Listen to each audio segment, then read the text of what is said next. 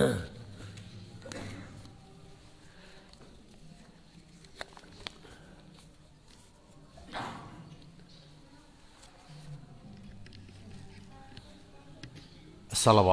warahmatullahi wabarakatuh.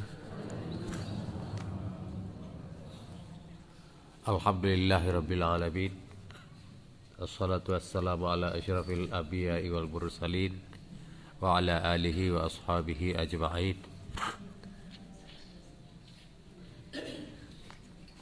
Maaf ibu bapak, tidak Pak Jai itu sebik lagi nih kalau hujan-hujan mendelika lagi dingin nih kan. InsyaAllah nanti di tengah perjalanan terbuka aja.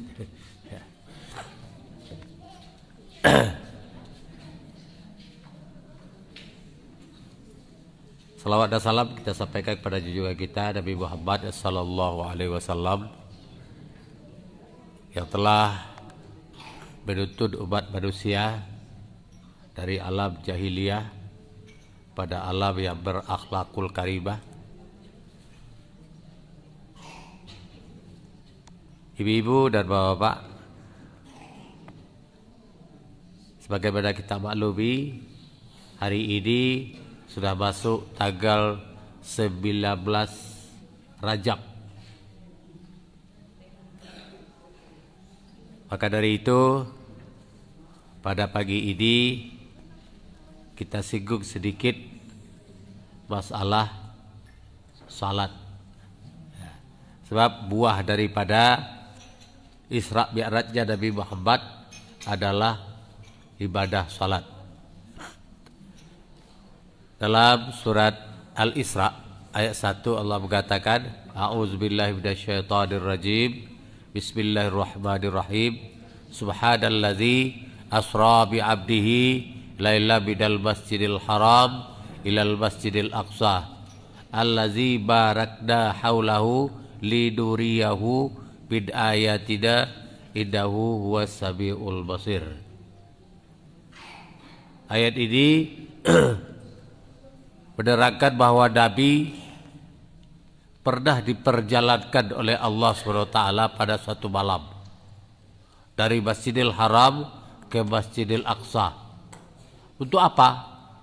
Liduriyahu bid ayatina, agar Allah memperlihatkan kepada Nabi Muhammad tanda-tanda kebesarannya. Kenapa Nabi diperjalankan? Apakah menyebut salat? Tidak. Kalau diikuti ayat itu, liduriyahu bin ayatina, agar Allah memperlihatkan kepada Nabi Muhammad itu tanda-tanda kebesarannya. Nah, maka dari itu ibu, kenapa Nabi Muhammad itu diperjalankan, kenapa diperlihatkan tanda-tanda kebesarannya? Ini adalah sebuah hiburan bagi Nabi Muhammad, karena pada tahun itu Nabi Muhammad sedang mengalami huzni yang sangat berat sekali, kesedihan yang sangat berat. Sebagai seorang manusia, gembira, sedih tetap ada dalam kehidupan kita. Maka dari itu Nabi Muhammad sebagai seorang manusia, Allah melihat, dirasakan apa dirasakan oleh Nabi Muhammad. Maka Nabi Muhammad di Isra dan Mi'rajkan. Nah, di perjalanan itulah, ibu bapak, ketika kita pergi jalan-jalan, nah ini itu sudah dipersiapkan jauh hari kalau kita pergi jalan-jalan itu. Apa yang diharapkan dengan jalan-jalan itu? Mungkin ada suatu cerita balik dari situ. Ini.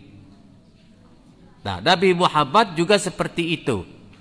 Karena dia mengalami apa namanya? Kesedihan-kesedihan, cobaan ujian dari Allah. Yang pertama, istrinya meninggal. Istri ini, istri pertama ini, istri yang selalu mendukung seluruh kegiatan Nabi Muhammad. Kalau kita balik sejarahnya, ketika Nabi Muhammad baru diangkat jadi Rasul, Khadijah inilah yang pertama kali mendedahkan hati Nabi Muhammad. Ketika Nabi Muhammad mendapat wahyu pertama di Gua Hira itu, Nabi Muhammad balik ke rumah, dia katakan kepada istrinya yang bernama Khadijah ini, Zabiludi, Zabiludi, Zabiludi. Apa artinya? Kenapa diselimuti? Negeri Arab itu kan panas. Waktu itu musim panas itu. Nah, kenapa? Rupanya ketika ada dalam diri kita perasaan yang tidak enak, ada rasa takut, pertanyaan yang belum terjawab, maka ketika itu Nabi Muhammad rasa bertemu dengan orang yang asing di Gua Hira itu masih terbawa pulang dan sampai di situ selimuti. Disinilah kenapa Nabi Muhammad dijodohkan dengan Khadijah yang sudah janda berapa kali, Bu? 2 kali, Bu. Ya? Kenapa kok janda? Kok tidak dengan Siti Aisyah pertama kali? Ini ada hikmah di balik itu dari Allah SWT itu. Coba kalau yang muda seperti kini, anak muda sama anak muda, ketika terjadi persoalan berat seperti ini, apa yang akan dihadapi? Sementara seorang wanita itu, seorang istri adalah diayomi oleh seorang suami. Ar-rijalu qawwamu 'ala nisa. Sekarang yang laki-laki suami itu yang punya permasalahan. Disinilah letaknya kebijaksanaan atau pintarnya Khadijah itu. Coba kalau Khadijah kini, Bu, selimuti, aku selimuti, tidak akan diselimuti. Kenapa? Ada apa yang terjadi? Ada apa? Pasti itu yang ditanya itu. Mungkin kalau kita juga, anak kita pulang model itu dengan napas yang besar model ini, buko pucek, ibu selimuti ya, Bu, digit, Bu. Pasti kita akan bertanya dulu, apa dak? Apa terjadi dak? Apa dak? Pasti itu yang akan ditanyakan. Tapi Khadijah tidak. Diikuti apa yang diminta oleh Rasulullah. Diselimuti aja. Diselimuti. Ditinggalkan. Ditunggui. Walaupun dia pergi bolak-balik itu, kalau bahasa kita itu ke dapur kamar, tetapi dia tetap memantau apa yang terjadi pada Nabi Muhammad. Setelah Nabi Muhammad terbangun, barulah Nabi Muhammad sendiri yang cerita, dia nunggu yang inilah apa yang terjadi. Dan setelah diceritakan oleh Nabi Muhammad, maka ketika itulah dia tahu, oh ini yang terjadi. Disabarkan dia, disabarkan. Ini adalah ada pertanda baik untuk kita. Untuk jelasnya nanti kita pergi ke Pamanabo nanti kita pergi. Nah, ini satu kebijakan daripada seorang wanita salehah. Istri seharusnya seperti itu, bukan menambah padinya seorang suami, tidak. Ketika suami bercerita, carilah apa kira-kira yang bisa kita mendedahkan hatinya.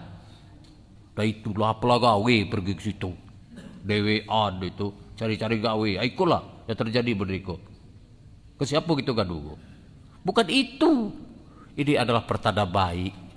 Mari kita lihat, kita tanyakan kepada paman kita, paman Abodatik itu.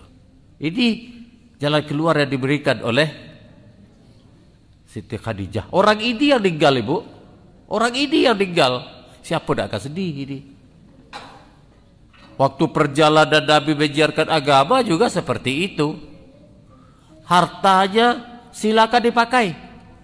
Silakan dipakai untuk dakwah Islamiyah. Silakan. Itu hartanya sendiri orang kaya. Ini juga lah Rasulullah dijodohkan dengan Khadijah ini, banyak hikmah yang terkandung di sana. Kita tidak bisa baca. Tapi kalau orang-orang di luar Islam akan mengatakan bahwa masa Nabi Muhammad kecil dia selera, masa jado. Rupanya Allah itu ada di balik itu ada hikmah yang terkandung di sana. Kita tidak bisa baca aja. Kemudian yang kedua, namanya pamannya yang bernama Abu Talib. Suatu kesedihan yang pertama sebelum Abu Talib meninggal, ada kesedihan sebelum dia meninggal itu ada yang dirasakan oleh Nabi Muhammad. Apa? Ketika Abu Talib itu mau meninggal, dibisikkan oleh Nabi Muhammad, paman, ucapkanlah asyhadu an la ilaha illallah wa asyhadu anna Muhammadar Rasulullah. Tak galak dia.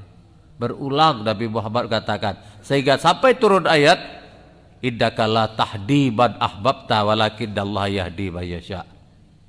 Allah akan menunjuki siapa yang dia sayangi, tetapi kamu, innallaha la yahdi, Allah tidak akan menunjuki, innallaha la tahdi man ahbabta, innallaha yahdi man yasha. Ini dia. Allah tidak akan menunjuki orang yang la tahdi man ahbabta, orang yang kau sayangi. Artinya apa? Bahwa Allah akan menunjuki siapa yang dia kehendaki. Kalau tidak, Allah tidak menunjuki, ya tidak. Woi paman, lah tahu Nabi Muhammad itu sok neraka kok. Karena dia Islam, dia tidak beriman dia. Nah, orang dua inilah. Dan waktu kalau kita lihat sejarah bagaimana perjuangan Abu Talib membantu Nabi Muhammad mengembangkan ajaran agama Islam itu, Masya Allah, berapa hataman serangan daripada orang kafir, Abu Talib inilah yang di depan. Langkahi bayat saya dulu baru kamu bisa jentuh Muhammad. Ini orang ini yang tinggal. Siapa tidak akan sedih ibu? Sedih dia. Nah inilah salah satu latar belakang kenapa Nabi di Isra Mi'rajkan. Nah dalam perjalanan inilah Nabi Muhammad banyak diperlihatkan. Apa ayat tidak kata Allah, tanda-tanda itu. Setelah Nabi sampai di langit ketujuh terus kepada Sidratul Muntaha. Sidratul Muntaha itu tempat yang paling tinggi gitu. Paling tinggi. Nah di sanalah Nabi Muhammad diberi oleh-oleh, ini perintah untuk kamu dan untuk umatmu, lakukan salat. Ya, proses daripada temu dengan Nabi Musa ini tambah itu kurang itu tidak akan kita bicarakan. Tetapi yang jelas bagi kita, salat ini apa? Untuk apa salat ini? Salat ini yang jelas kalau kita lihat dalam surat Al-Ankabut ayat 45 itu, a'udzubillahi minasyaitonirrajim, utlu ma uhiya ilaika minal kitab wa aqimis shalah inna salata tanha anil fahsya'i wal munkar. Bacakanlah apa yang sudah aku wahyukan kepadamu Muhammad yang terdapat dalam kitab. Apa itu? Aqimis shalah, dirikan salat. Salat ini mencegah perbuatan keji dan mungkar. Nah, ketika ini sudah kita lakukan, salat sudah kita lakukan, tapi yang keji dan mungkar itu belum juga, masih gitu. Masih terlakukan juga. Coba lihat salat kita dulu. Perhatikan salat kita dulu. Sudah benar tidak sesuai dengan kata Rasulullah? Sallu kama ra'aitumuni usalli. Salatlah kamu sebagaimana kamu lihat aku melakukan salat. Salat ini, salat Rasulullah ini sudah kita pelajari, sudah kita ketahui. Tetapi kadang-kadang dalam perjalanan kita melakukan salat ini, yang namanya iblis dan setan itu tetap ada, ibu, bapak. Dia akan selalu mengganggu kita. Kadang-kadang lebih indah perjalanan kita ketika kita dalam salat daripada kita jalan dia itu. Jalan-jalan ke mana-mana gitu. Iya. Tadi kita baru balik dari Jakarta dengan pesawat itu. Alhamdulillah baru sampai kita. Sampai di rumah. Kita dalam salat itu, wah trigek lagi apa ya gitu. Kita bergelut dengan cucu begitu. Terasa dia itu tuh. Inilah yang namanya gangguan. Oleh karena itu, Allah katakan dalam surat Al-Mu'minun ayat 2 mulai dari ayat 1, qad aflahal mu'minun allazina hum fi salatihim khashi'un. Sungguh beruntung orang beriman itu, yaitu siapa? Orang yang melakukan salat dengan secara khusyuk. Sinilah. Kalau dia khusyuk, insya Allah tanha adil fahsya wal munkar itu dapat dengan dia. Dapat. Kita sudah mencoba ibu, bapak, sedikit demi sedikit perjalanan ibadah kini kita coba itu. Memperbaiki hari demi hari. Cak mana yang khusyuk yang sebenarnya itu bagaimana? Ya dikatakan oleh Allah. Wasta'inu bisabri wassalah wa innaha lakabiratun illa alal khashiin. Itu dalam surah Al-Baqarah ayat 45 itu Allah katakan, mintalah pertolongan kepada Allah dengan sabar dan salat. Sesungguhnya salat itu kabir, berat, kecuali bagi orang yang khusyuk. Berat salat itu ibu. Kita baru, oh tidak ada berat. Tadinya kita belum khusyuk itu. Yang mana berat? Salat dengan khusyuk itu yang berat sekali. Berat itu. Untuk konsentrasikan pikiran kita agar kita betul-betul salat. Apa kata Allah dalam surat ayat 46 itu? Allazina yazunnuna annahum mulaqu rabbihim wa annahum ilaihi raji'un. Itu khusyuk itu kata Allah, orang-orang yang mengira, merasakan bahwa dia akan bertemu, bahwa dia sedang bertemu dengan Allah. Dia sedang bicara dengan Allah. Dia sedang bercakap dengan Allah. Ihdinas siratal mustaqim. Tunjukilah aku jalan yang lurus. Jalan yang mana? Ya apapun dalam segala kehidupan kita ini banyak jalan-jalan. Kita lah lurus kecek kita ibu bapak. Tetapi ada simpang, dilihat legok kita ke simpangnya gitu, ada puluh gelok dapat jam. Mampir dulu sebentar siko. Sadar kita, wih, kita kan cari jalan lurus, apa ke siko? Balik lagi ke tempat tadi, terus lagi, ada lagi, dapat lagi. Sebelah kiri, lihat lagi sebentar itu. Habis perjalanan kita. Sehingga target kita sampai di tujuan tadi jam sekian, sudah. Tidak sampai lagi jam sekian. Tetapi waktunya sudah habis, di mana kita berhenti detik, ya disitulah akhir perjalanan hidup kita. Sehingga tujuan kita tidak sampai. Nah, ini yang kita takutkan. Maka dari itu dalam salat itu konsentrasikan diri kita. Kita sedang berhadapan dengan Allah. Ingatlah ini adalah salat terakhir bagi kita. Anggap seperti itu. Kalau salat terakhir tidak ada salat sudah itu lagi. Artinya apa? Kita sudah raji'un. Ilaihi raji'un. Kepadanya kita akan kembali. Ini yang dirasakan itu dalam salat itu. Jadi ketika takbir Allahu Akbar, berapa yang harus kita lakukan di sana? Takbir itu bukan rukun pertama Kak Ibu. Rukun pertama itu, rukun salat itu berapa? 13 rukun pertama itu. Rukun itu, rukun salat itu. Yang pertama berdiri lurus, berdiri tegak. Berdiri, sudah konsentrasi kita berdiri, sudah benar, baru kita diatkan. Pak, tadi kami waktu beruduk kalau sudah berdiat, iya, sudah diat itu. Tetapi ulangi lagi, konsentrasikan bahwa kita ini mau salat. Salat apa? Kadang-kadang kalau buru-buru, sengaja aku salat subuh 3 rakaat kadang-kadang gitu. Kadang-kadang rakaatnya benar 2 tapi salat zuhur. Kadang-kadang salat tahiyatul masjid, itu salat subuh. Oleh karena itu, berdirilah dengan tegak dulu, kemudian konsentrasikan salat apa yang akan kita lakukan. Ini baru kita berniat. Setelah berniat, takbiratul ihram. Rukun ketiganya takbiratul ihram. Takbir itu sudah kita gagak tangan, seluruhnya sudah kita serahkan kepada Allah, hilang seluruhnya segala hiruk pikuk dunia yang kita geluti sebelum salat, tinggalkan dulu.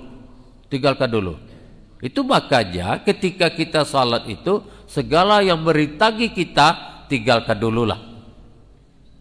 Termasuk HP, ada itu dan sebagainya.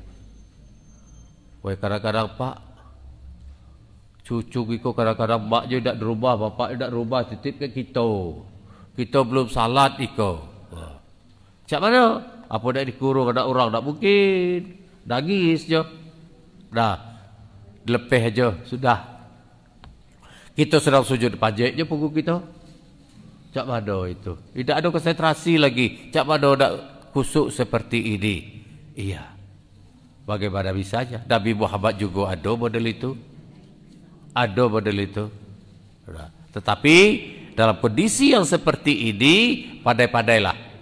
Sejauh mungkin apa yang mengganggu kita, singkirkan dululah. HP kalau perlu matikan dulu. Kadang-kadang ada dia nih Bu, Bapak. Kalau kita salat, dering aja. Kita tidak salat, tidak. Wah, setan dia di HP itu. Matikan dulu lah. Matikan dulu. Nah, ini. Jadi segala yang mengganggu kita singkirkan dulu. Kalau kita mau menjadi salat yang khusyuk. Kadang-kadang ibu bapak, ketika kita membaca salat itu, membaca ayat-ayat salat, bacaan-bacaan salat itu, kadang-kadang tidak konsentrasi kita. Bacalah ayat yang hafal bagi kita. Pak, kami hafalnya itu, ya tambah-tambah juga, lari dikit. Jangan kalau Allah terus itu. Iya, ada juga lah. Cak makan ibu bapak. Kalau makan tu tak tukar-tukar juga selero. Kalio tu edak bu. Kalio tu edak itu. Tapi kalau seminggu kalio terus itu, tidak juga edak lagi bu. Orang pakai sama lado ala edak jo itu. Pakai pucuk ubi. Nah. Edak dapat bagi kita. Orang lihat kita tu, woi lah edak jo makan itu. Edak tukar kita yuk. Tukar kamu makan iko, abo makan kamu dan si kamu tu. Dia ada yalah. Edak makan kita. Maka dari itu salat juga seperti itu ibu. Salat juga seperti itu. Variasikanlah. Baik dibaca aja. Konsentrasikan. Dengar apa yang kita baca itu. Insya Allah kita akan dapat kepada khusyuk itu. Salat ini perjuangan bu. Iblis, setan juga berjuang dia. Kita juga harus berjuang seperti itu. Jangan kalah. Kalau kami pernah baca tulisan orang dulu bu, tak ubahnya kita salat ini seperti petinju katanya. Kalau pukul kita ke itu, ke lawan kita, yaitu lawan kita kini adalah setan. Iya, konsentrasi teruskan itu bacaan, jangan berhenti. Jangan berhenti. Kadang-kadang dibawanya kita ke mana-mana, balik lagi, ikut lagi. Kadang-kadang mulai daripada bismillah sampai kepada maliki yaumiddin. Tidak ingat kita. Iyyaka na'budu wa iyyaka nasta'in, kepada engkau saja kami menyembah dan kepada engkau saja kami minta tolong. Oi, sedang salat kita kini kok. Kembalikan lagi kepada konsentrasi kita. Nah, maka dari itu kita harus dilatih ini, dilatih. Salat yang khusyuk ini harus dilatih. Coba belajar kita kembali yang sudah kita terlatih untuk khusyuk, tingkatkan lagi, tingkatkan terus. pahami, hayati apa yang kita baca itu. Ketika ibu, bapak membaca ayat itu, kalau tidak salah juga kalau ayat-ayat yang kita baca itu baca terjemah aja di luar salat itu, sehingga kita tidak tahu artinya sebenarnya, tetapi maksudnya kita tahu. Ini dia. Dan maka dari itu, ibu bapak, marilah salat yang kita lakukan ini, kita mohon kepada Allah, mudah-mudahan salat yang kita lakukan ini salat yang sesuai dengan salat yang diajarkan oleh Rasulullah, dan salat yang bisa mencegah kita daripada tadha adil fahsya'i wal munkar, mencegah daripada perbuatan keji dan mungkar. Dan mudah-mudahan salat yang kita lakukan ini akan dapat menjikirkan kita dari halu'a, jazu'a, dan manu'a, resah dan gelisah dalam kehidupan ini, dan kita terjauh daripada sifat kikir. Mudah-mudahan itu yang kita harapkan dengan kita melakukan salat ini. Ibu, bapak, mungkin sampai di sini saja, sudah jam 6. Mohon maaf atas segala kekurangannya. Kita akhiri alhamdulillah rabbil alamin. Assalamualaikum warahmatullahi wabarakatuh.